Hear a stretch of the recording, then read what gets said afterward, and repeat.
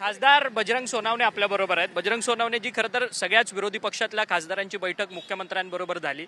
बैठकीत नेमकी काय चर्चा झालेली आहे? कारण की अनेक विषय खरं तर राज्यभरामध्ये आता सध्या गाजत आहेत.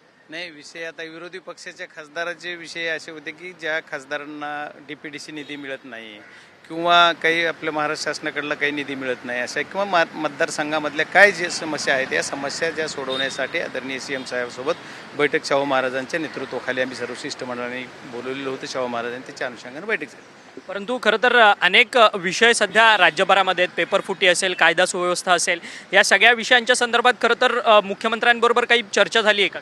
नाही, आजचा विषय अजेंडा वेगळा होता. याच्यात जे काही बाकी जे विषय जे प्रत्येक मतदारसंघावाईज जे काही विषय आहेत त्या विषयावर चर्चा झाली. परंतु तुमच्या मतदारसंघात देखील अनेक विषय आहेत. खरं तर कायदा सुव्यवस्थेचा प्रश्न सातत्यानं तुम्ही केंद्र स्तरावरती देखील माझ्या मतदारसंघातला पाण्याचा विषय, जी आता सध्या आमच्याकडं पाण्याची टंचाई, चाऱ्याची टंचाई या विषयावर पण मी डायरेक्टली बोललो आणि त्याच्यावर पण त्यांनी केलेलं की आपण ते सर्व मार्गी लावूयात. बीडच्या कायदा सुव्यवस्थेवरती काय बोलणं झालं का? कारण की स्वतः मुख्यमंत्री गृहमंत्री आज हा विषय एक इंडिव्हिज्युअल एका जिल्ह्यापुरता नव्हता, सर्वांचा कॉमन विषय होता, सार्वजनिक विषय की ज्या खासदारांना सवलती असायला हव्यात किंवा खासदारांच्या माध्यमातून निधी लोकांना किंवा काम असेल कुठलं काय असेल हे करण्यासाठीचा विषय होता. त्याच्यामुळे बीडचा पर्टिक्युलर विषय या विषय झाला ना. बीडचे मी जे 2 पर्टिक्युलर विषय मांडले, पाणी आमच्या जिल्ह्याला परमनंटली द्या, विमा जी माझ्या 2 वर्षापासून लोकांना मिळाला नाही, महाराष्ट्रातच मिळाला नाही, त्याच्यात माझा जिल्हा पण आहे, त्याच्यामध्ये ते द्यावा असे मी विनंती केली. खरं तर निधीच्या संदर्भात काही चर्चा झाली का? कारण की निधी वाटपात देखील विरोधकांना दुय्यम स्थान दिलं जातं, अशा पद्धतीची सातत्याने आता मी तेच सांगतोय ना की निधी असेल किंवा काय असेल याच्यावर चर्चा करण्यासाठीच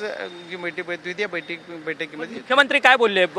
विरोधकांशी दुजाभाव होणार नाही का, असं काही तुमची चर्चा झाली का? काय ठोस काय आश्वासन? मुख्यमंत्री महोदयांचा पॉझिटिव्ह व्ह्यू होता आणि पॉझिटिव्हली त्यांनी सांगितलं की सर्वांना सामावून घेऊन आमची अशी मागणी होती की आम्ही लोकप्रतिनिधी आहोत, तर यांना सर्वांना लोकप्रतिनिधी लोकांचे कामं करायचे असतात, लोकांच्याच विकास कामासाठी निधी असतो, त्याच्यासाठी तो सर्वांना मिळावा आणि त्या अनुषंगाने मुख्यमंत्री महोदय एकदम पॉझिटिव्ह. सत्तेतली लोक कामं अडवतात, सत्तेतले लोकप्रतिनिधी विरोधकांच्या मतदारसंघामध्ये, त्या संदर्भात काही बोलणं झालं का? कारण की मला हा विषय माहिती नाही, त्याच्यामुळे मी ह्याच्यावर उत्तर द्यावं असं मला नाही वाटतं.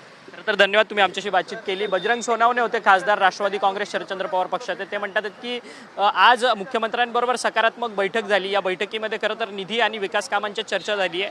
बीड जिल्ह्याच्या कायदा सुव्यवस्थेच्या संदर्भातल्या प्रश्नाच्या संदर्भात अद्याप चर्चा झाली नाही, त्यामुळे सकारात्मक चर्चा झाली आहे. मुख्यमंत्र्यांचं देखील सकारात्मक असं आश्वासन जे आहे निधी वाटप आणि विकास कामांच्या संदर्भात झालेलं आहे, अशा पद्धतीची माहिती जी आहे ती बजरंग सोनावणे बीडचे लोकसभेचे खासदार आहेत त्यांनी आपल्यासोबत बोलताना दिलेली आहे. बीड जर्नलिस्ट रोहनसह अक्षय मंकणी, TV9 मराठी, मुंबई.